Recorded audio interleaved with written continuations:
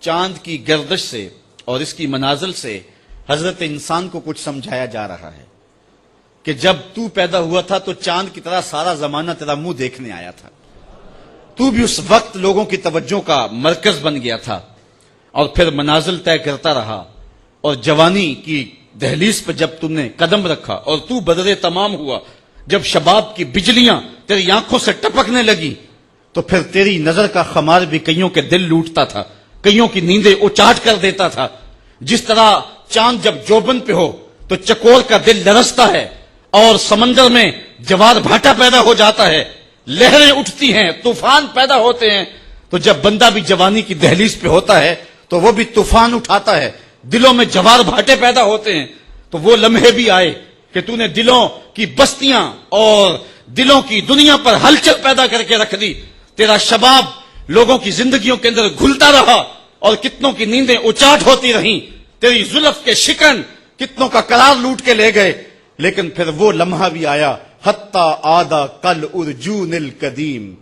پھر بوڑھا ہو گیا، پھر تجھے کوئی دیکھنے بھی نہیں آتا، کوئی تجھ سے اداس بھی نہیں ہوتا، بچے بھی کترا کے گزر جاتے ہیں۔ کہا انسان ذرا چاند کی منزلوں کو دیکھ، یہی چاند کتنا پیارا تھا، اور آج اسی چاند کو کوئی دیکھتا بھی نہیں ہے۔ بچہ جب پیدا ہوتا ہے تو اس کی مسکراہٹ دل کھینچتی ہے، اور جب بوڑھا مسکراتا ہے تو اس وقت جو ہے لوگوں کی توجہ نہیں ہوتی۔ بچے کی زبان جو ہے وہ اڑ اڑ کے جب بولتا ہے تو اس کی توتلی زبان کا حسن دلوں میں نکھار پیدا کرتا ہے، ماں بھی بلہاری جاتی ہے، باپ بھی صدقے جاتا ہے، بہنیں بھی جو ہے وہ قربان جاتی ہیں۔ تو بچے کا ٹوٹا لہجہ اور توتلی زبان خوشیوں کی ایک لہر ہوتی ہے، لیکن جب بڑھاپے میں فالج کی وجہ سے زبان میں لکنت آ جائے،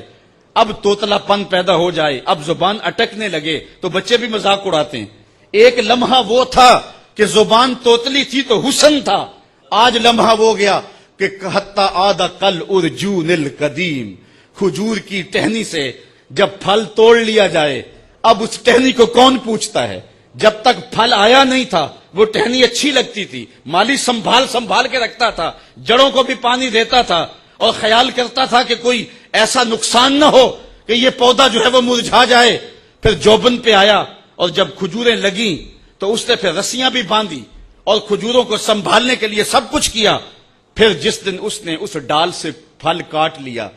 اب وہ کھجور اجڑ گئی، اب اس کی وہ ٹہنی بے توقیر ہو گئی۔ انسان کی زندگی کا جب شباب لٹ جاتا ہے اور بڑھاپے میں جب وہ کسی قابل نہیں رہ جاتا، تو پھر اس کی بھی یہ مثال ہے، حتی آدھا کل ارجون القدیم، جیسے کھجور کی پرانی ڈال ہو